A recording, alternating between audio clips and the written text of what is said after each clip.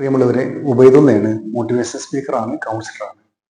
ഇന്ന് ഞാൻ പറയാൻ പോകുന്ന വിഷയം, മുമ്പ് ഒരു കുട്ടി സ്കൂൾ വിട്ട് വന്നിട്ട് കരഞ്ഞിട്ട് അമ്മയോട് പറഞ്ഞു, അമ്മേ, കുട്ടികളെല്ലാം എന്നെ മണ്ട മണ്ട എന്ന് വിളിക്കുകയാണ്. പക്ഷെ അമ്മ മോനെയും കൊണ്ട് സ്കൂളിൽ പോയിട്ട് പരാതി പറയുകയല്ല ചെയ്തത്, മറിച്ച് കർശനമായ 3 നിർദ്ദേശങ്ങൾ ആ മോനെ നൽകി. എന്തൊക്കെയാണ് നിർദ്ദേശം അറിയോ? 1, ഇനി മുതൽ ഓരോ ദിവസവും ക്ലാസ് കഴിഞ്ഞ് വന്നാൽ അന്നന്നത്തെ ഹോംവർക്ക് ചെയ്തതിന് ശേഷം മാത്രമേ മറ്റു കളികളിൽ ഏർപ്പെടാൻ പാടുള്ളൂ. 2, ആഴ്ചയിൽ 2 ദിവസം മാത്രമേ TV പ്രോഗ്രാമിന് വേണ്ടി സമയം ചെലവഴിക്കാൻ പറ്റുള്ളൂ.